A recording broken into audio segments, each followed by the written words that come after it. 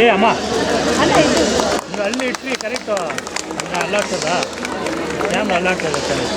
ನಿಮ್ಮೆಲ್ಲರ ಚಪ್ಪಾಳಿಯ ನಾದ ಜೋರಾಗಿ ಬರಲಿ.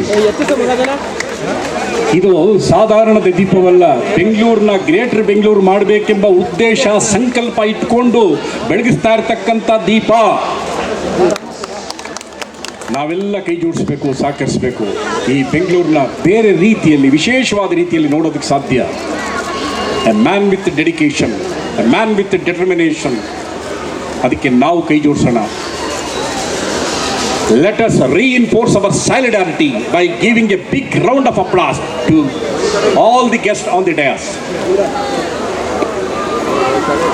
ನಮ್ಮ ಆಯುಕ್ತರು ಎಂಟ್ರಿ ಮಾಡಬೇಕಾದ್ರೆ ಇತಿಹಾಸನೆಲ್ಲ ಓದ್ಕೊಂಡು ಹೋಗಿರ್ತೀನಿ.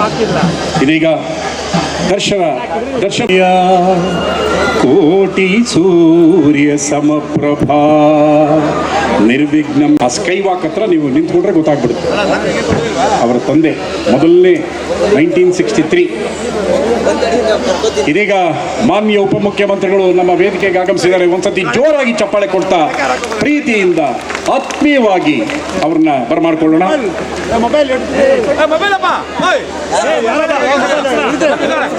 ಕೆಲಸ ಶಾಶ್ವತವಾಗಿ ಉಳಿಯುತ್ತೆ. ಅವರ ಕೆಲವು ಮಾತುಗಳಲ್ಲೆಲ್ಲ ನಾನು ಬರ್ಕೊಂಡಿರ್ತೇನೆ. ಅದೆಲ್ಲ ಅವ್ರು ಹೇಳಿದ್ದ ಮಾತೆ. ಎಷ್ಟೇ ಟೀಕೆ ಮಾಡಿದ್ರು ಕೂಡ ಅದು ಸಾಯ್ತವೆ. ಒಳ್ಳೆ ಕೆಲಸ ಶಾಶ್ವತವಾಗಿ ಉಳಿಯುತ್ತೆ.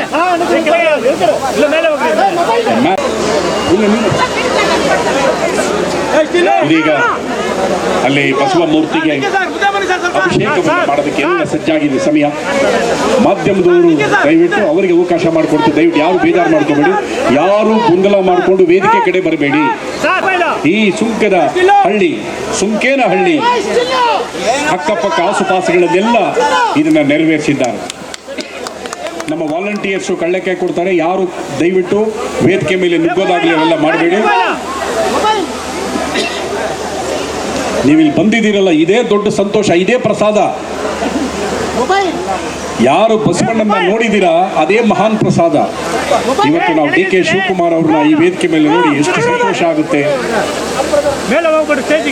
ಒಂದು ಒಳ್ಳೆಯ ಕಾನ್ಸೆಪ್ಟ್ ಇಟ್ಕೊಂಡು ಹೊರಟಿರ್ತಕ್ಕಂಥ ವ್ಯಕ್ತಿಗೆ ಆ ಬಸ್